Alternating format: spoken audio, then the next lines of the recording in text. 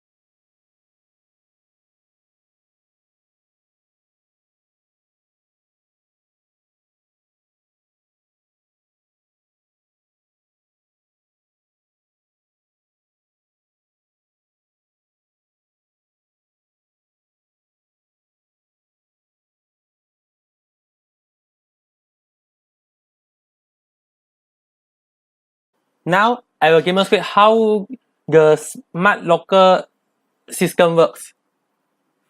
When you first time launch the smart locker application, it will show a connection error message. This is normal because there is no connection to link to the database for data storage. So the user is required to enter a valid MySQL database connection to connect to a database. This database is preset by the user or database developer that must be matched for your smart locker application to use. So let me enter a valid database connection. You can link to the database.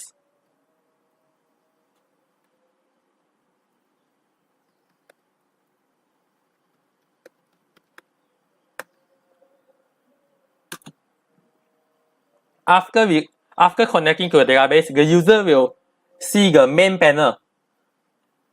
And by the way, the database connection settings can be changed anytime if there is multiple database need to be accessed, and the settings file will be saved in a configuration file. And next time, when the user open the application again, the system will automatically connect to the database and enter into the main panel. This can provide convenience as the user does not need to configure the connection again every time. So now we are looking at the main panel, the vendor module of it. In this vendor module, what the user can do is add vendor, view vendor details, and end a vendor. So this is a database that was preloaded with a few data inside. So let us add a vendor. So in the add vendor, the user can select a customer from the list, select a locker, and then enter a duration for the vendor. Now we have insert a vendor. Again, the user can also view the details for a vendor. And the user can also view the full details for the customer inside that vendor. Let's say I need to know the phone number of this customer that process this vendor so I can view it. Next is add vendor. For add vendor, the user can add a vendor when the customer weakens the locker key, and therefore we end it.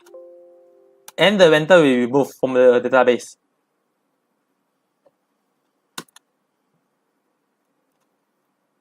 And for customer module, now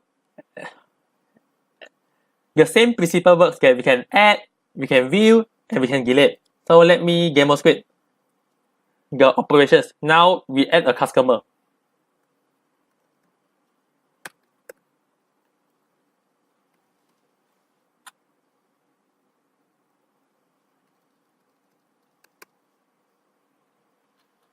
Here, a customer was added. Then we can also view the details for the data we add just now, and we can edit it also. And save.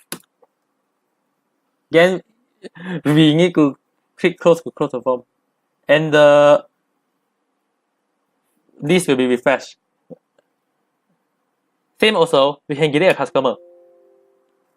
And it will be removed from the database. And by the way, if the customer is involved in the vendor, we cannot delete it. Oops. This is the correct one. When the customer is involved in the vendor, we cannot delete it.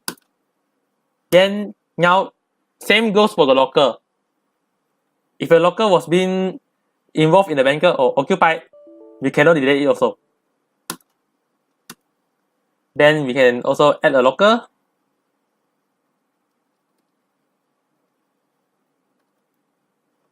And also change the code of the locker. Let me name it. And the list will be refreshed in every operation, no matter it's add, view, edit, or delete. So now we delete the locker. Okay, now the locker is deleted. And that's all for the smart locker demonstration.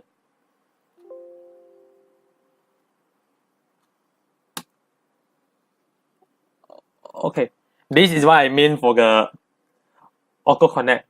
Okay, and guess all. I am Zhen Hao, and I'm going to talk about the test requirements. For the first module, which is connectivity module, we validate that user can access the database connection module and connect to valid database with valid connection. We also test that the user can change to another database. For the second module, which is customer module, we validate that the user can access add customer, cancel add customer operation, view customer, edit customer details, and delete customer operation.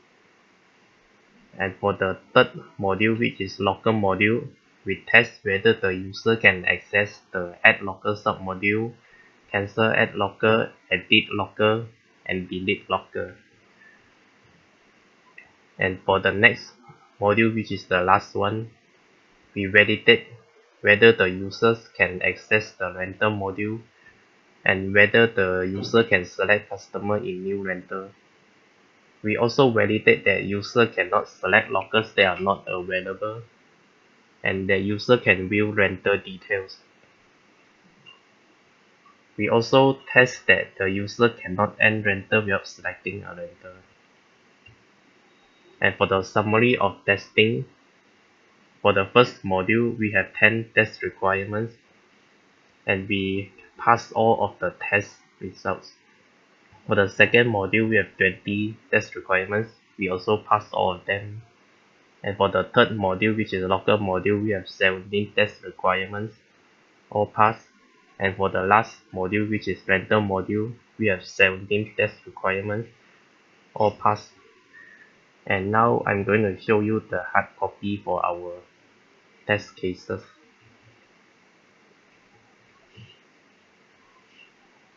And here's the first page of our hard copy. You can see that the pass and the tick there indicating that the test cases has passed.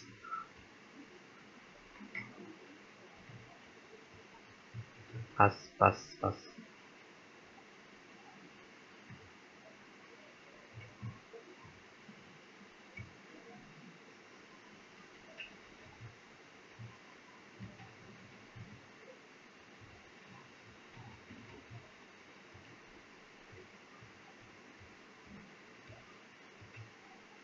And that's all for this hard copy.